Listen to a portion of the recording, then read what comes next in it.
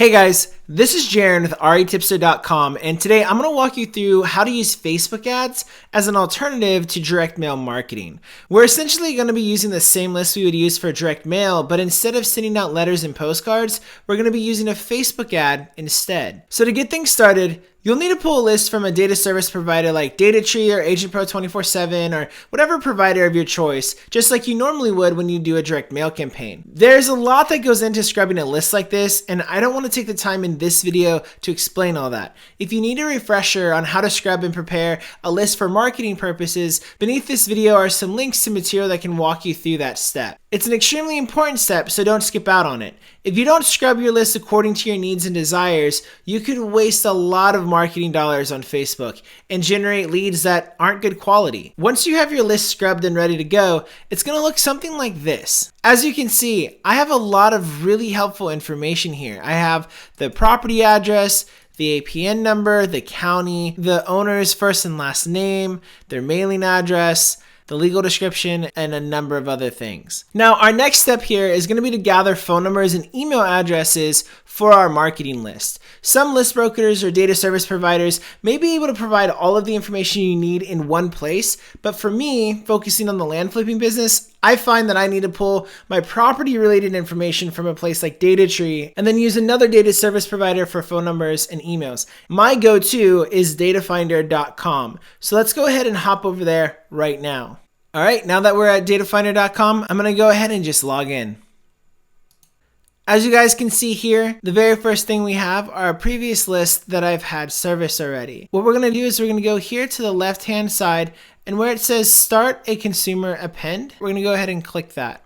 Now, Data Finder is extremely easy to use. It's one of the reasons why I like it so much. If you need extra information like phone numbers, emails, or even extra information on demographics like age, birthdays, and so on, this is a great place to get a lot of that information. So our very first step is going to be to upload our list. Now that that list is uploaded, we're going to go ahead and set the input types for our record. So we're going to use address and then first and last name. And then our next step is to select whether we want to have Data Finder use a household level match or an individual level match. If you have first and last name, the individual level match is the way you want to go. If you don't have first and last name and you're trying to find first and last name, but you have phone number and email, household level is a lot more broad way to search. For us, because we have first and last name, we're going to go ahead and select individual level match.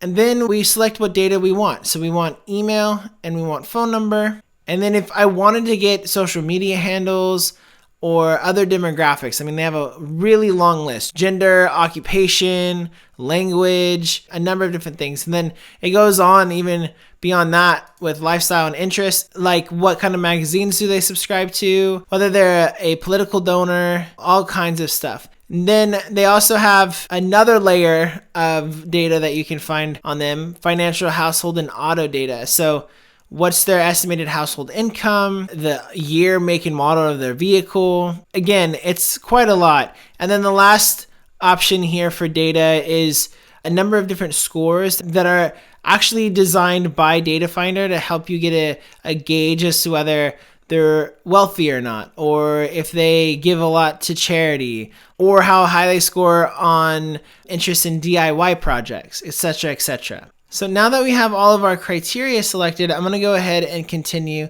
to append. Now I'm going to match the information on my spreadsheet to the inputs that I want them to use to pull. So I'm going to go here, owner one first name, owner one last name, and then I'm going to say first name, last name, and then I'm going to go here to mailing street address, and then I'm going to select address, and then I'm going to say address 2 in case there's a mail unit number like a PO box, or if they live in an apartment or what have you. And then I'm going to match city, match state, match zip code, and we're good to go. And then what I would do is I would hit this begin button. Once you hit begin, Data Finder is going to then process your list. Once it's finished processing, you're going to see this green download file button here. Let's go ahead and take a look at one of these lists. Now that you have your list back, there are some line items that don't have phone numbers and emails. It's extremely important to have both of these because this helps Facebook create an audience based on data that is as accurate as possible. What we're doing in today's video is we're having Facebook use people's phone numbers, email addresses, names, and mailing addresses to create a direct-to-seller audience within Facebook. So this is not a lookalike audience. This isn't us using Facebook to create an audience that is similar to this list. This is just like if we were to do a direct mail campaign, only instead of us sending letters directly to the sellers, we're sending a Facebook ad to them instead. So again, the information that I need for Facebook is I need first name, last name, mailing address, email, and phone number. I'm gonna go ahead and lock this top row here just so that we can stay organized. And then I'm gonna come here to email, and then I'm gonna sort A through Z. What that's done is that it's pushed all of the line items that don't have emails to the bottom so that I can come here and simply delete them. Next, I'm gonna do the exact same thing with the phone number column. I'm gonna sort A through Z, see which ones don't have phone numbers, and then delete them. Now that our list is ready here, I'm gonna go ahead and download it and then log into something called business.facebook.com. Business.facebook.com is where the Facebook Ads Manager is located. And if you've never been here before, it's gonna prompt you to create a Facebook business page if you haven't started one already. At the time of this recording, ads are always tied to a business page within Facebook. So this is an essential step. Now that we're here, I need to throw out a major disclaimer. Facebook changes all the time. There's a high chance that if you're watching this video sometime in the future, the layout that you see on the screen here could be completely different due to updates and changes. If this is the case, don't panic. My goal here isn't to show you all the ins and outs on exactly how to run a Facebook ads campaign. My goal is just to introduce to you the concept, letting you know that it's possible to use Facebook ads as an alternative to direct mail and that you can actually go direct to seller within Facebook. If things are majorly different for you watching this in the future, just jump on YouTube and Google and look for some updated tutorials. Again, if you haven't created a business page, that's going to be your first step. But since I already have a couple, I'm going to go ahead and jump to our next step, which is going to be creating an audience. We're going to go up here where it says Business Manager, and then we're going to select on Audiences.